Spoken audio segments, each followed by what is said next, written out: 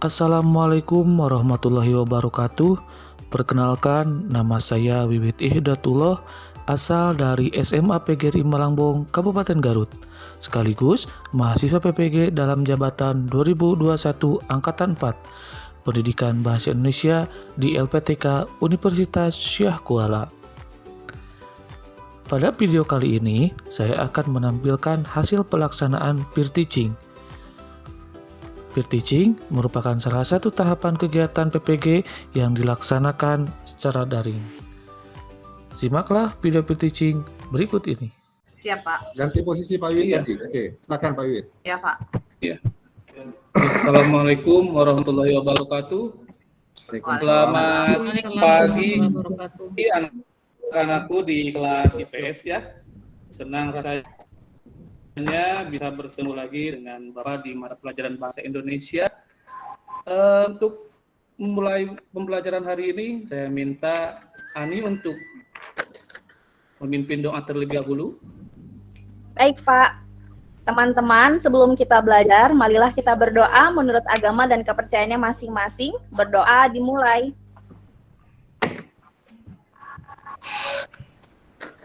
Amin. Selesai. Iya, terima kasih Ani atas pimpinan doanya. Di pertemuan hari ini kita sudah masuk ke KD 4.9, di mana KD ini adalah lanjutan daripada materi sebelumnya, masih tentang cerpen. Namun bedanya di pertemuan kali ini kita langsung masuk ke ranah mengonstruksi. Artinya di sini kalian nanti dituntut untuk bisa menjadi seorang penulis. Ya. Materinya hampir sama dengan yang pertemuan sebelumnya, akan tetapi saya ingin tanya dulu, yang namanya mengonstruksi itu adalah membuat, artinya kalian nanti akan membuat sebuah cerpen. Tentunya kalian di sini semua siswa-siswi Bapak mempunyai pengalaman, baik itu pengalaman pribadi ataupun pengalaman orang lain. Saya ingin tanya, di sini adakah yang memiliki pengalaman yang menyenangkan dalam semasa hidupnya? Ada, Pak. Ada, Pak. Iya, Ada, Pak. Iya, Ada, Pak. pasti semuanya memiliki pengalaman dalam hidupnya, baik itu pengalaman yang menyenangkan ataupun pengalaman yang menyedihkan. Selanjutnya indikator pencapaian yang harus kalian ketahui, bahwa indikator pencapaian di KD 4.9 itu pertama kalian harus bisa menentukan topik daripada apa yang kalian nanti akan buat di cerita pendek. Kemudian indikator pencapaian yang keduanya itu kalian harus bisa memproduksi atau membuat cerita pendek dengan memperhatikan unsur-unsur pembangun dalam cerpen. Unsur-unsur pembangun kemarin Bapak sudah jelaskan dan kalian sangat luar biasa mampu untuk bisa menelaah dari teks cerpen dan diidentifikasi unsur-unsur pembangunnya. Nah, perbedaannya kalau kemarin kalian disiapkan teksnya kemudian menelaah atau mengidentifikasi unsur-unsur pembangunnya, untuk di pembelajaran kali ini kalian harus membuat unsur-unsur pembangunnya berdasarkan cerita yang kalian miliki. Paham ya? Sampai sini? Iya, Pak. Paham, Baik, Pak. untuk mengefektifkan waktu, iya, untuk mengefektifkan waktu bisa minta tolong Nak Desna untuk menampilkan PowerPoint yang punya Bapak. Iya, Pak.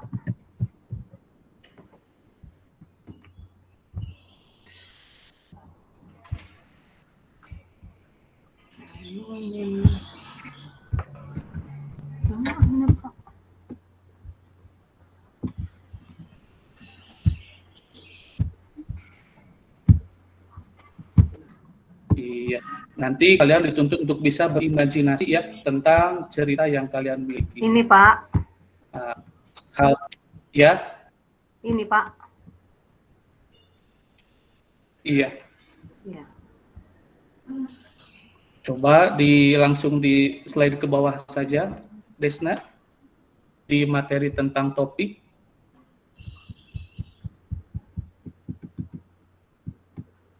Sudah nampak?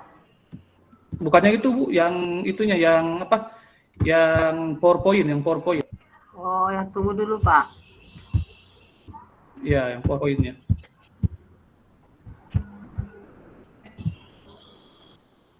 Di sana nanti kalian juga akan dituntut untuk bisa membuat sebuah topik dan juga membuat kerangka. Karena dalam pembuatan cerpen itu bukan hanya dituntut untuk membuat seperti itu saja. Ada tahapan-tahapan yang memang harus dilalui oleh kalian, ya. Pak Wiwit, bisa minta tolong cuman Iya, itu Bu. Pak yang ada Pak. Cuman itu yang ada Pak, yang di share tadi. Oh iya. Kirim ke Japri saja Pak. Iya. Ya, jadi pembelajaran kali ini kalian akan dituntut untuk bisa membuat sebuah cerpen, ya. Hal utama yang harus kalian pahami adalah memiliki topik dulu sebelum nanti masuk ke kerangka cerpennya.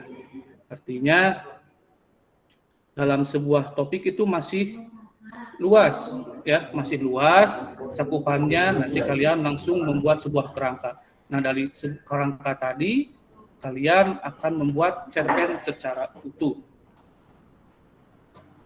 Leun tadi. Nah, saya Pak, Bu saya Desna mau tanya tampilkan dulu, ya. Pak.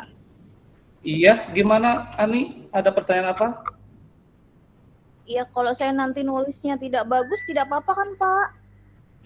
Tidak apa-apa, selayaknya kita belajar kan Ani ya. Iya, yang penting kita bisa mengeksplor diri kita ke dalam sebuah tulisan.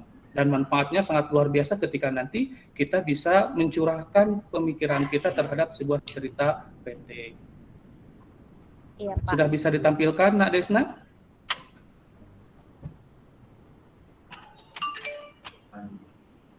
Nah,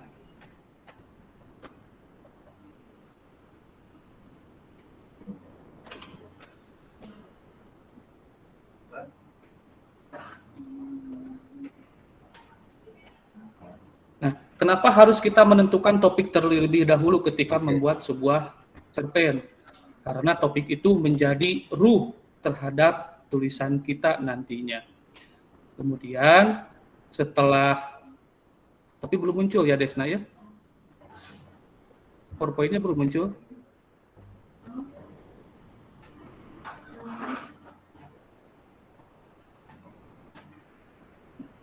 Bisa tolong ditampilkan dulu.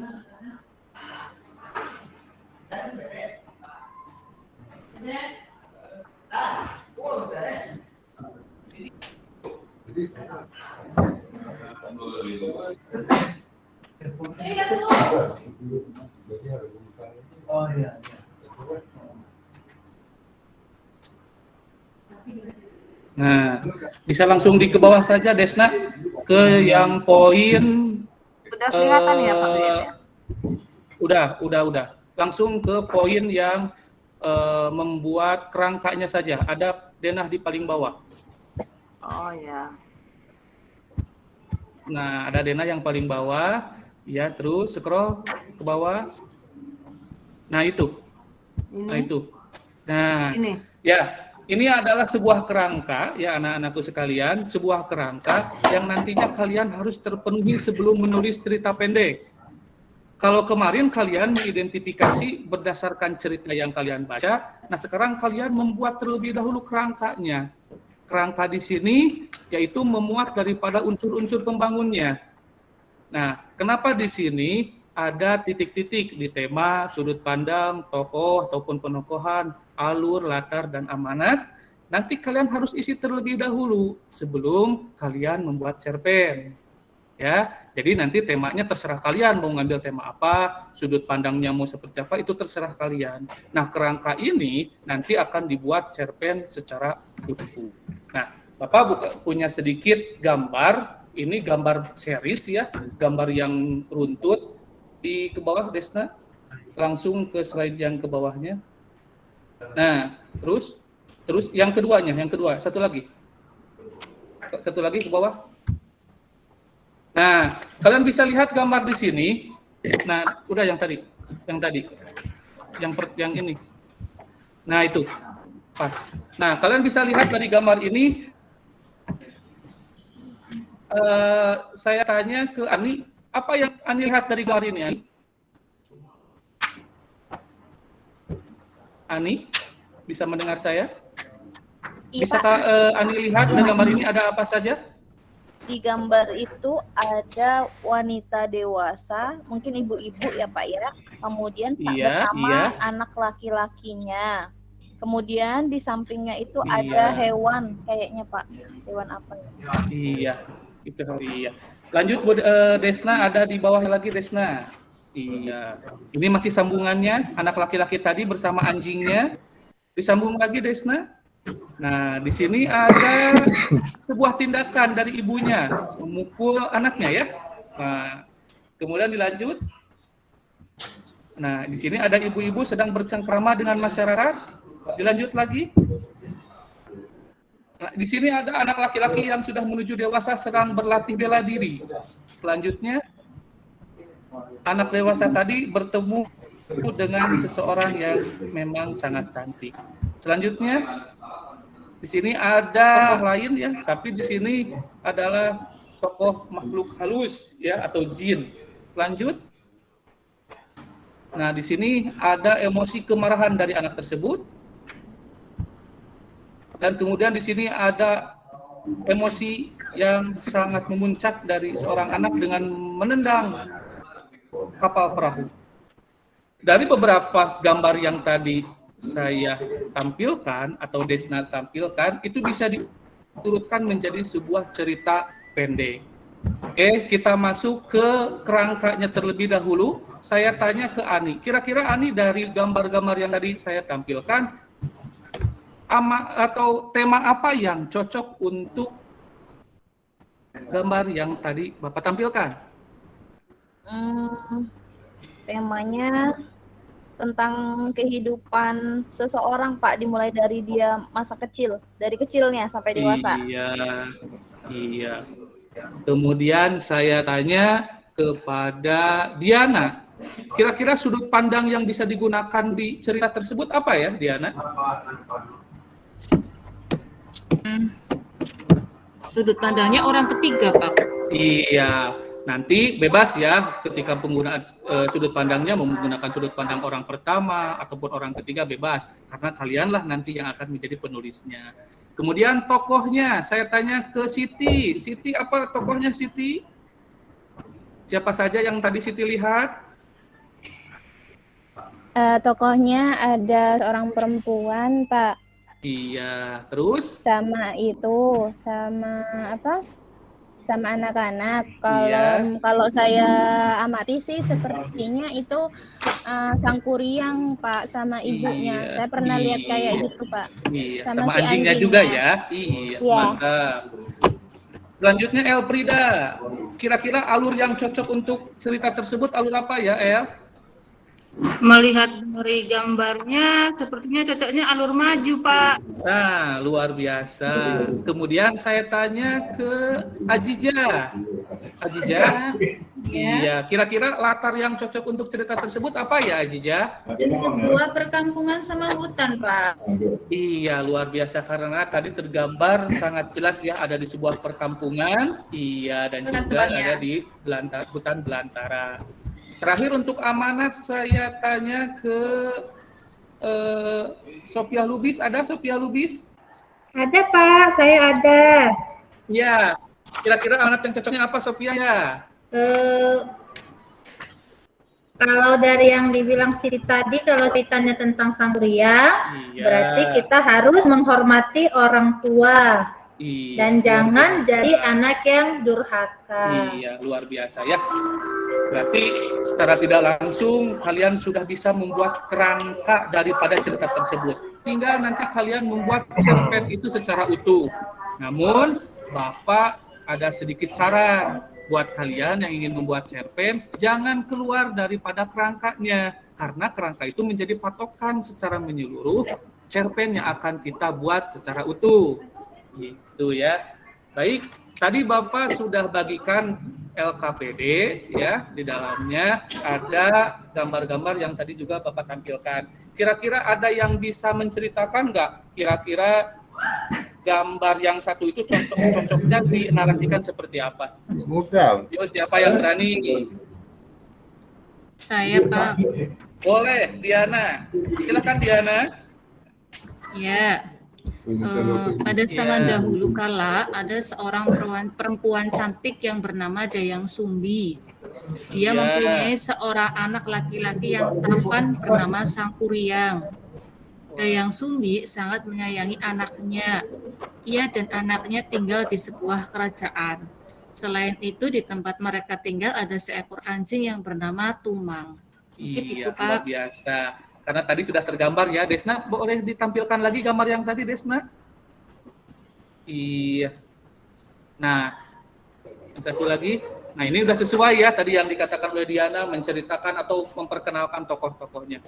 Siapa lagi yang gambar kedua, yang siap untuk menerangkan? Iya, silakan Siti.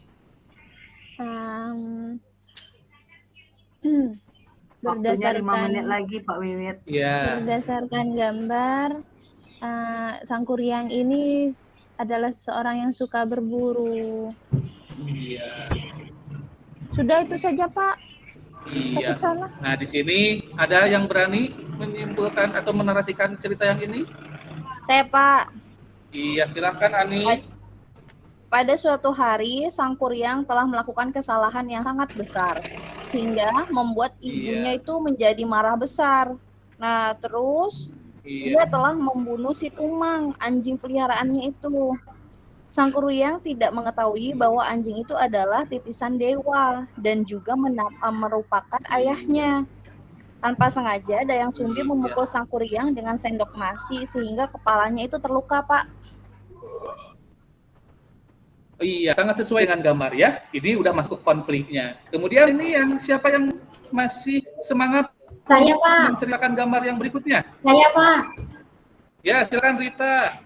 Dayang Rita, silakan. Ya, Dayang Sumbi menyesali perbuatannya karena anak satu-satunya meninggalkan dirinya.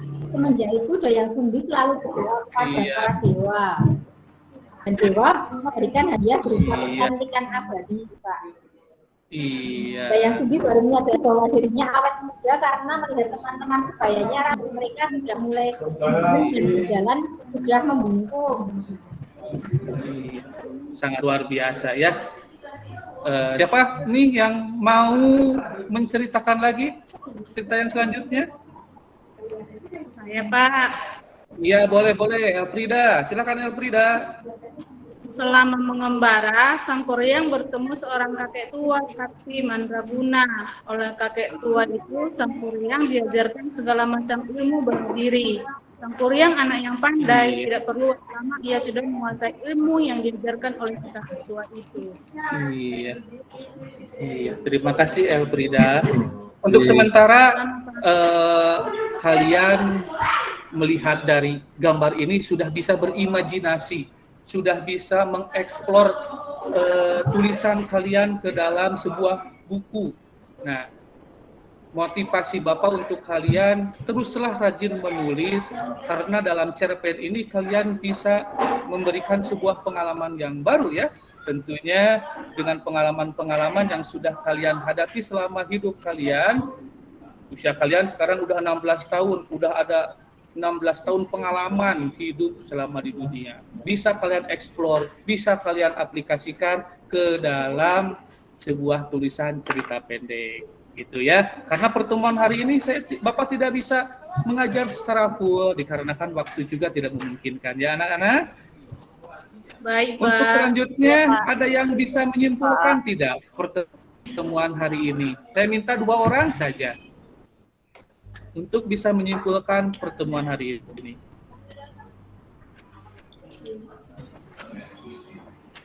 Dua orang, siapa yang berani?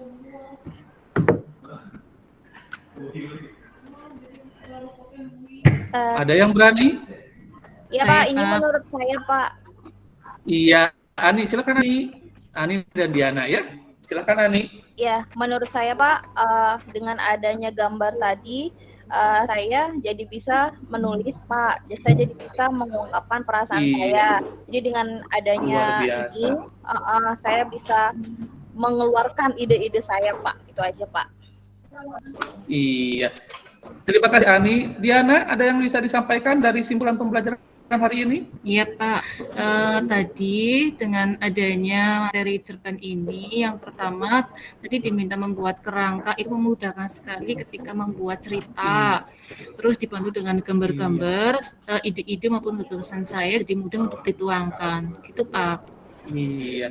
Iya, luar biasa. Ani, Diana, dan kawan-kawan lainnya sangat luar biasa pada pembelajaran hari ini. Semuanya sangat semangat, semuanya sangat cerdas, memberikan sebuah motivasi dan juga energi yang baru ketika menulis. Ya, Bapak simpulkan bahwa pembelajaran hari ini dalam mengonstruksi sebuah cerita pendek berdasarkan unsur pembangun, kalian harus membuat dulu topik yang akan dibuatnya.